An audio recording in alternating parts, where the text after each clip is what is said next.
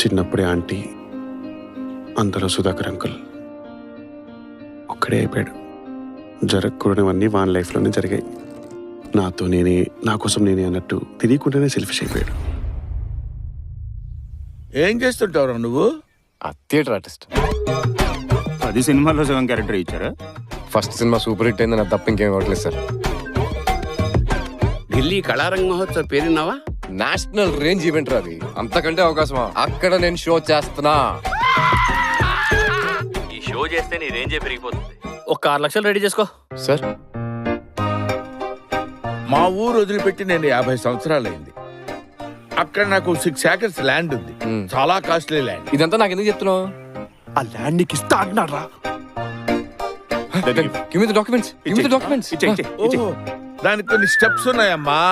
Number 1, నువ్వు నా మనవళ్ళ ఉండాలిరా. నంబర్ 2, నేను చెప్పింది నువ్వు తూచా తప్పకుండా చేయాలిరా. నంబర్ 3, ఎప్పుడు నేను నా స్వార్థాన్ని కాకుండా పక్కవాడి గురించి కూడా 10 రోజులు ఆలోచించాలి.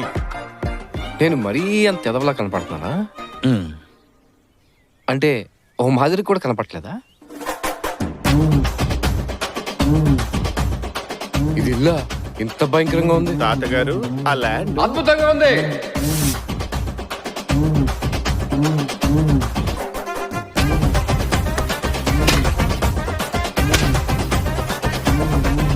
బస్ స్టాప్ వరకు వాడంత నీచ్ కమ్మిన కుత్తగాడు ఎవ్వడు లేడనుకున్నా.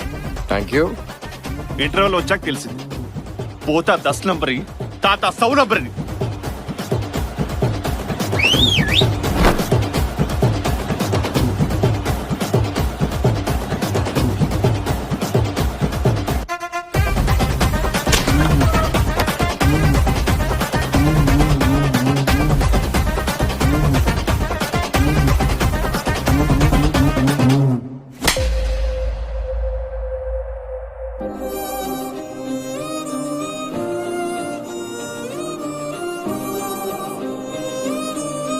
చాలా తప్పులు చేస్తాం తాత. ఎలాగో దాన్ని సరిదిద్దుకోలేము. మళ్ళీ తప్పులు చేయకుండా చూసుకుందాం చాలు.